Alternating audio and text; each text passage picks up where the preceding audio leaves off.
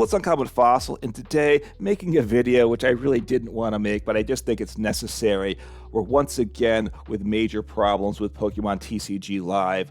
As of the time of recording, on the Tuesday of this week, there was an update. It caused troubles in the games, and there's still major issues going on. So what I want to do is present a history of Live, what I'm calling a reasonably accurate history of Pokemon TCG Live. The idea is let's get a little perspective of where Live's been. A lot of times getting perspective makes you feel better. In this case, getting some perspective might make us all feel a little worse, but it is what hopefully it makes us feel better, but if not, it will help. So back in September 20 of 21, Live was announced. Most of the dates I got by going back on my older videos, a little bit of researching. I did this rather quickly, so the dates may be slightly off. That's why I'm calling it reasonably accurate, but it's close to being correct and certainly gives the right feel for things.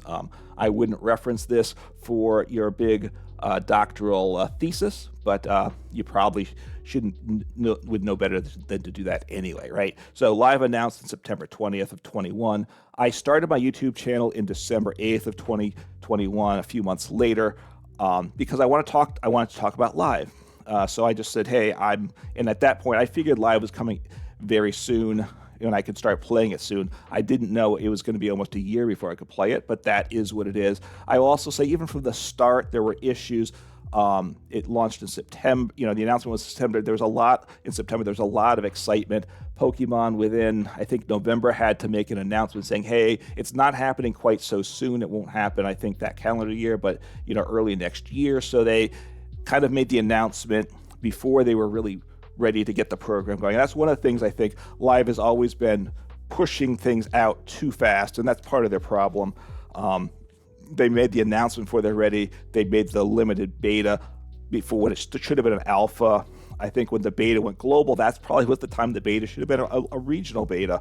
And by the time it went out of beta, that's probably when it should have been a global beta. So they've always been, too far ahead of the curve in terms of what the program could do. But anyway, so I started my program, the channel, in December, hoping things would happen soon. It was in February 17th of 2022. The beta launched in Canada. That launch date in time wasn't great. I remember watching some of the YouTubers that were doing it, and a lot of people outside of Canada did it on VPNs, and that might have been part of the issue. But you couldn't. When the time came, the servers were overwhelmed, unsurprisingly, and you couldn't really, it took hours to be able to install the game for most people. That wasn't great either, and unfortunately, rather being just a one-off event, that was a sign of things to come. Over the course of 2022, by October 18, the beta expanded to 12 countries. It kind of went through maybe 4 steps or 5 steps, I don't remember, of expanding by 1 or 2 or 3 or 4 countries at a time. It got to 12. Then November 15th of 2022, the beta was available globally. That's when I got into the game. Now, in terms of problems with the games, there were a lot of problems with Live before the beta was available globally. If you look at Trust Your Pilot's video YouTube channel, you'll see a lot of it. He played Live from day one and continued to play it even when Live was almost unplayable. So I'm not going to go over that now. It was just horrific during those days a lot of times. And unfortunately, it's not that bad now, but it hasn't improved, obviously, to where it should be. Then what happened? So we had it back in November, Live available globally. Then a couple weeks later, there was an update, December 8th, and that broke Live. The first time that I was playing Live when it broke, it took them it took them several weeks to get that fixed. It was a hot patch, some updates and stuff, and it just wasn't good. And if I recall also with some of those issues, besides there being issues, they were players intentionally trying to take advantage of the problems to win games, which isn't good also. I think, we're in a community together. Let's try to, we want to enjoy it. Don't try to take advantage of problems, but that was what it was.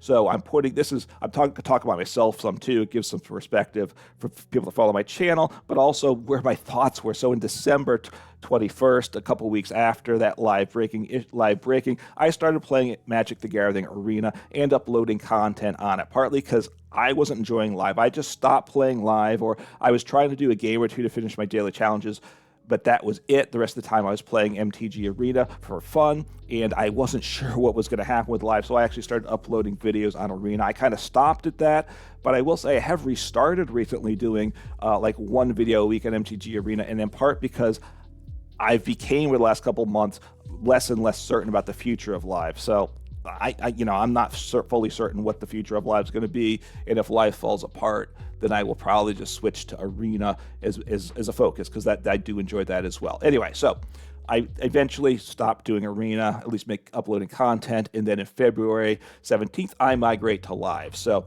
at that point, Live was working okay. I think there was an update came out. It didn't completely trash Live, and I believe the announcement had come as to when PTCG was going to sunset anyway. So it just seems time to migrate, because before that, trying to have two accounts, a Live account and a PTCGO account, to get rewards and stuff, just stopped making sense. So I just switched to Live. Then we had in March of 23, we had rotation coming. That was when Scarlet and Violet dropped, I believe, if I'm getting it correct.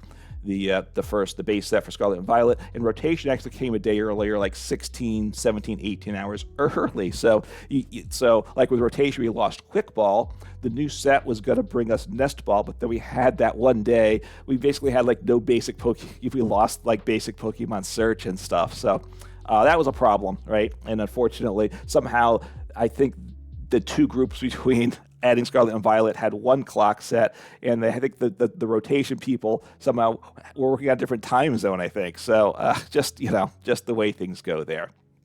Anyway, then in June 5th of 2023, last year, almost coming to a year, the end of PTCGO, that shut down, so the last people came to Live with that. And then shortly the month after that, in July 6th of 2023, the forums were closed to posting. About that date, it was around that time, just showing that the problems aren't just restricted to Live, but they lost control of the forums. They made an announcement saying to the community, hey, here's the forums, come post more, because the forums were up there, they were fine, but also there started to be all this spam posting and these ridiculous things going on just to be disruptive, so they had to close down the forums. If you use the forums, which I do like to check out them, and I do think they can be helpful to people, but now the moderators moderating the posts is the forums is very sketchy, and it's just an ongoing, just a non-ideal situation that I don't know is going to really get better. The forums are kind of useful, but kind of bad. Just shows PTCGI with trying to run things. Issues aren't limited to Live. This is a positive. This is the one positive thing here in February of this year, February 21st, I think it was. They added the battle log to Live, and they had made an announcement it was coming. They didn't say when it was going to happen. It was a surprise addition. That was good. It actually is a good feature. It's got some visual aspects to it. I think it's a better log than we actually even had in PTCGO. So perhaps the one thing that's better than PTCGO. And then the last of the major pieces of the history here is Pocket was announced the following week, February 27th. And I don't know what Pocket's going to mean to Live. Is Pocket going to be good? Look, Pocket's by a different company. It's by the Pokemon Company, the main company. Live is done by Pokemon Company International. They're a subsidiary of the Pokemon Company that have control of Pokemon, the TCG, and I believe the anime. They don't have the video games or any of those things. It's regional, most of the world outside of Japan, but there are some other restrictions too. The company running Live doesn't have all the money of the Pokemon Company. Pocket does, though. So Pocket's going to be a big thing. Is that going to grow interest in Pokemon and therefore Live will get better? Or is it going to take away people that are playing Live and make things worse? I don't know. Well, obviously the future is waiting to see. All right, so the good. I actually have 3 points for good in Live. The in-game economy. I'm a budget player. I essentially don't pay any actual money to play the game. I have access to all the cards I want in Live, so that's great. Awesome there.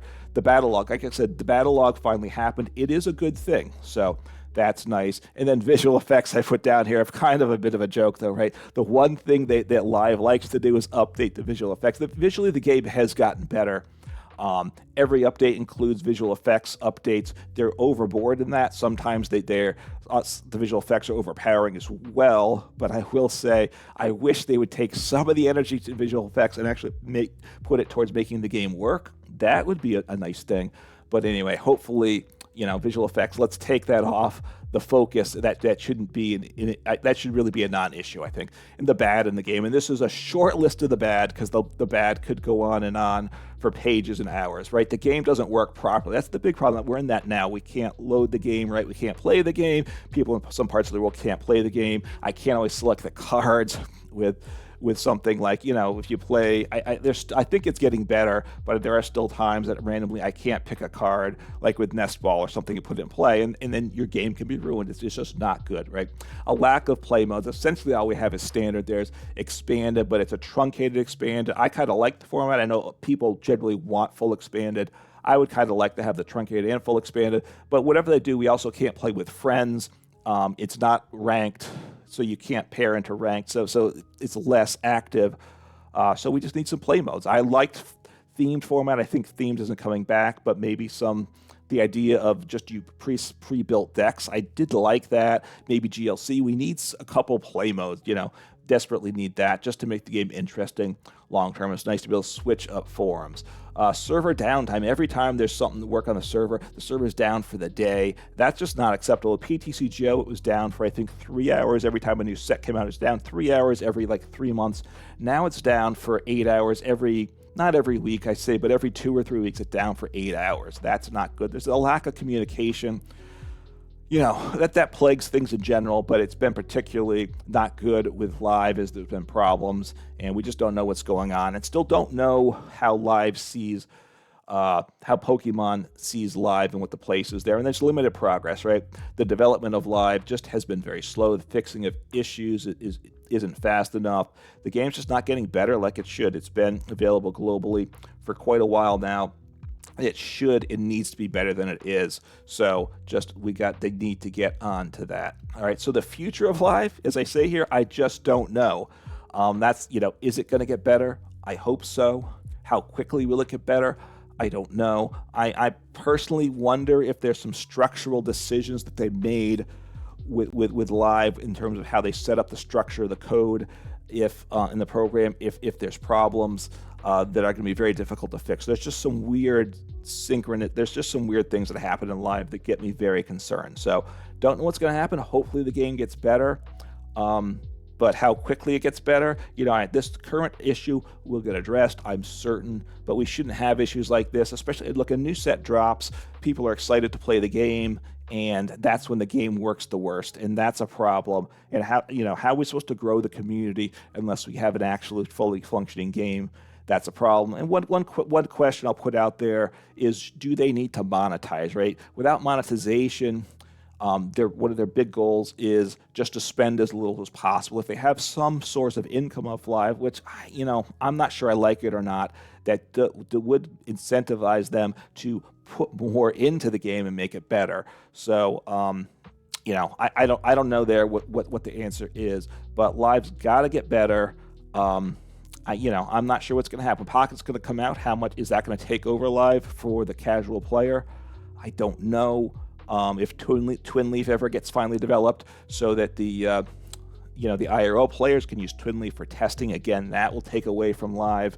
And just is live going to get its act together? I don't know. So hopefully the future is bright, but as of today, it's looking a little dim with lots of questions. So have some fun, and hopefully you can play some Pokemon. Take care.